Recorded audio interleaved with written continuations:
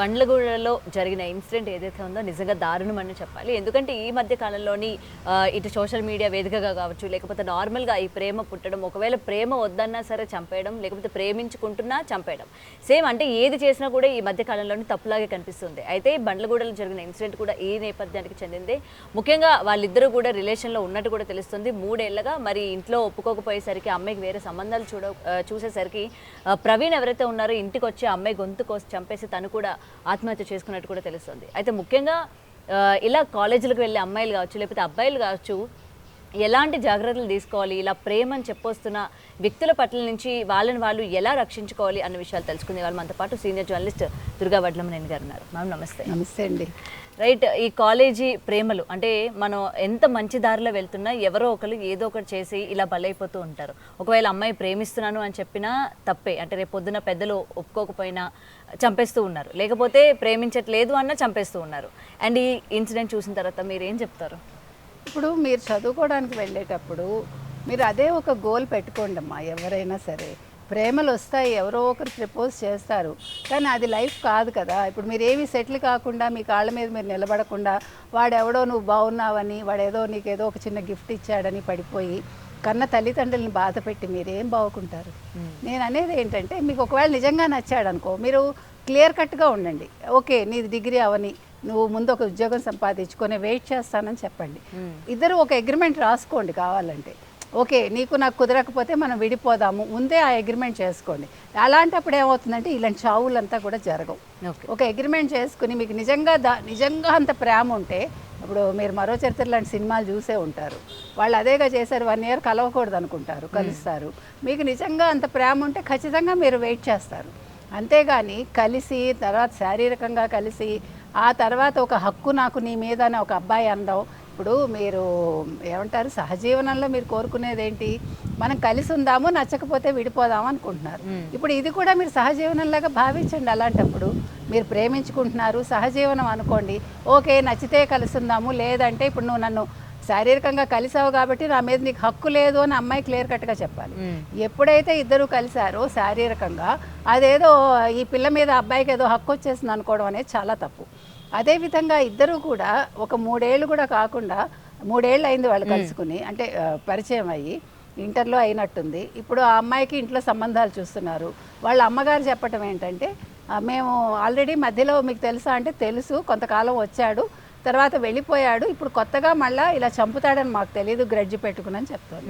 అంటే వీళ్ళు మంచిగా కూర్చోబెట్టి మాట్లాడి ఉండొచ్చు, మీరిద్దరూ ఇంకా మళ్ళీ కలుసుకోకండి అంటే కలుసుకోమని చెప్పి ఉండొచ్చు. వాళ్ళు చెప్పాక ఆ ఈ పిల్లకి సంబంధాలు చూస్తున్నారని ఒక కోపం కొద్దీ, ఎందుకంటే వాడు చదువుకున్నాడో లేదో, చదువు పూర్తయిందో లేదో తెలియదు, 2 ఉద్యోగం ఉందో లేదో తెలియదు, ఆర్థికంగా ఎలా ఉన్నాడో తెలియదు.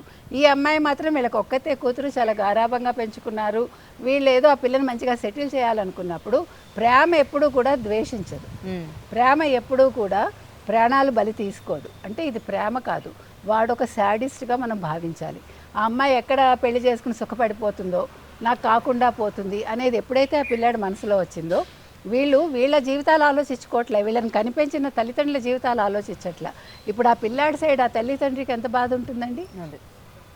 మనం చూసాము, తల్లిని చంపిన కేసులో ఆ పిల్లాడి తల్లి ఏం మాట్లాడిందండి?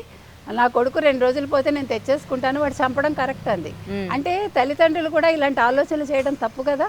కాబట్టి ఇక్కడ పిల్లాడి తప్పే ఎక్కువ కనిపిస్తుంది మనకి. ఆ అమ్మాయి తల్లి మాట తండ్రి మాట విందాం అనుకుంది, కానీ ఈ రకంగా ఈ అబ్బాయి చేయటం అనేది చాలా అన్యాయం అండి.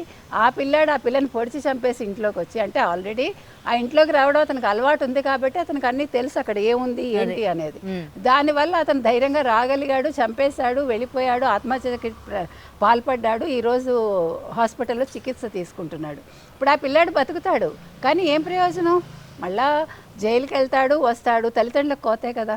వచ్చాక మళ్ళీ ఇలాగే ఉంటాడా, లేదు వేరే రకంగా మారతాడా, అంటే ఒకలాంటి క్రూయల్ మెంటాలిటీ తెచ్చుకుంటాడా? కానీ ఇలాంటి క్రూయల్ మెంటాలిటీ ఉన్న వాళ్ళు మళ్ళీ అంటే ఈ ఇన్సిడెంట్ జరిగిన తర్వాత వాళ్ళని వాళ్ళు 1-10 సార్లు టెస్ట్ చేసుకుని అమ్మ మనం ఇక్కడ నుంచి మంచిగా ఉండాలి అన్న మనస్తత్వం వాళ్ళలో స్టార్ట్ అవుతుందంటారా? చాలా తక్కువ మందికి ఉంటుందండి. అది మనం చెప్పలేము. ఎన్వైరాన్మెంట్ ఒకటి అలా ఉండాలి. ఇప్పుడు వాళ్ళ ఇంట్లో వాతావరణం ఎలా ఉంటుందో తెలియదు. ఒకసారి జైలు నుంచి వచ్చాక చుట్టూ ఉండేవాళ్ళు అతనితో ప్రవర్తించే విధానం ఏంటో మనకు తెలియదు. ఇవన్నీ కూడా మానసికంగా అతని మీద ప్రభావం చూపిస్తాయి. కాబట్టి అతనికి సైకియాట్రిక్ ట్రీట్మెంట్ ఇస్తే కూడా బాగుంటుంది ఇలాంటి వాళ్ళకి. అంటే తల్లి తండ్రి కూడా సరే నాన్న జరిగిపోయింది నువ్వు శిక్ష అనుభవించి వచ్చేసావు, కొత్త జీవితం మొదలుపెట్టు అని చెప్పగలిగే స్థాయిలో వాళ్ళు ఉండాలి. కానీ వాళ్ళు ఎలా ఉన్నారో మనకు తెలియదు, వాళ్ళ ఆర్థిక స్థితిగతులు ఏంటో మనకు తెలియదు, ఆ తల్లిదండ్రి చదువుకున్నారా లేదా తెలియదు. ఇవన్నీ కూడా అంటే వాతావరణంలో ఇన్ని రకాల ప్రభావాలు ఒక వ్యక్తి మీద ఉంటాయి. కాబట్టి ఈ విషయంలో రమ్యని చంపటం చాలా తప్పండి. ఆ తల్లిదండ్రుల వేదన మనం అర్థం చేసుకోవచ్చు. అదేవిధంగా ఈ పిల్లాడు ఎవరైతే ఉన్నారో ఇతను చంపటం అనేది కూడా చాలా తప్పు. ఏది ఏమైనా ఇవాళ నష్టపోయింది రమ్య తల్లిదండ్రులు ముఖ్యంగా. ఆ అబ్బాయి తల్లిదండ్రులు కూడా బాధ ఉంటుంది, అది వేరు. కానీ వాళ్ళు కూడా కంట్రోల్ చేశారా లేదా పిల్లాడిని, నువ్వు ఓకే వదిలేసావు నువ్వు గ్రడ్జి పెంచుకోకు అంటే ఆ పిల్లాడు వినే స్థితిలో ఉన్నాడో లేదో, తల్లిదండ్రుల మాట వినలేదేమో, మనం ఏదీ చెప్పలేం. కాబట్టి వీటికి పరిష్కారం ఏమిటి అనే దానికి ఎవరికి వాళ్ళే పరిష్కారం వెతుక్కోవాలండి. ముఖ్యంగా ఆడపిల్లలు ఎవడైనా ప్రేమిస్తున్నాన్ని వెంటబడితే వెంటనే మెలికలు తిరిగిపోయి ఇష్టపడిపోయి తర్వాత కష్టాలు కొని తెచ్చుకోకూడదని నేను చెప్తున్నాను. రైట్. అండ్ ఇక్కడ పేరెంట్స్ ముఖ్యంగా మీరు ఇందాక అన్నట్టు పేరెంట్స్ పాత్ర కూడా చాలా ఇంపార్టెంట్. అండ్ స్టార్టింగ్ నుంచి కూడా వాళ్ళ మదరు నాకు తెలుసు అండి అబ్బాయి వస్తున్నాడు, మాకు తెలుసు ఇంతకు ముందు వచ్చేవాడు అని చెప్తున్నప్పుడు అంటే ఇక్కడ పేరెంట్స్ కూడా ఒక మనిషిని మేము ఇష్టపడుతున్నాము అని చెప్పిన తర్వాత ఇంటి వరకు రానివ్వడం లేకపోతే వాళ్ళతో మాట్లాడడం కానీ ఇక్కడ ఎంతవరకు కరెక్ట్ అంటారు? ఎందుకంటే అలాగా వీళ్ళు కూడా ఎక్కడో ఒక దగ్గర మంచిగా ఉండబట్టి వాళ్ళ వాడికి అంత ధైర్యం వచ్చింది అనుకోవచ్చా? అంటే ఇక్కడ తల్లిదండ్రులు కూడా మనం పూర్తిగా తప్పు పట్టలేమండి. ఇప్పుడు ఆడపిల్లలు కూడా నేను తీసుకొస్తాను నువ్వేం చేస్తావు, లేదంటే నేను వాడితే వెళ్ళిపోతాను అన్నప్పుడు తల్లిదండ్రులు ఏం చేయలేక ఒప్పుకుని ఉండొచ్చు. సర్లే అదేదో ఇంట్లోనే కూర్చొని మాట్లాడుకుంటే మన కళ్ళ ముందే ఉంటారు, కొంచెం పరువు నిలుపుకోవచ్చు అని కూడా భావించి ఉండొచ్చు, మనకు తెలియదు. కాబట్టి ఇక్కడ పూర్తిగా తల్లిదండ్రులే తప్పు అని మనం చెప్పలేము. పిల్లలే ఆలోచించుకోవాలండి, మనం తప్పు దారిలో వెళ్తున్నామా, అసలు ఈ ప్రేమ మనకు అవసరమా, మన వయసు ఎంత, మనం అసలు ముందు ఆర్థికంగా ఎలా బతుకుతాం మనం. సరే వీడి మాటలు విని వీడిని పెళ్లి చేసుకుంటే నాకు ఇప్పుడు అమ్మా నాన్న ఇంత కంఫర్ట్స్ ఇస్తున్నారు, ఇంత గారాభంగా పెంచుతున్నారు, రేపొద్దున ఇలాగే నా జీవితం ఉంటుందా, రేపొద్దున దెబ్బలు తింటూ బతకాలా, అప్పులు చేసుకుంటూ లేకపోతే 4 ఏళ్లలో పాచి పని చేసుకుని బతకాలా అనేది వాళ్ళు ఆలోచించుకోవాలి. ఆ ఆర్థికంగా వాళ్ళు ఆలోచించినప్పుడే ఇలాంటి తప్పటడుగులు అయితే పడవని నేను అనుకుంటున్నాను. Right. Thank you ma'am. For more videos like this, subscribe Big TV channel.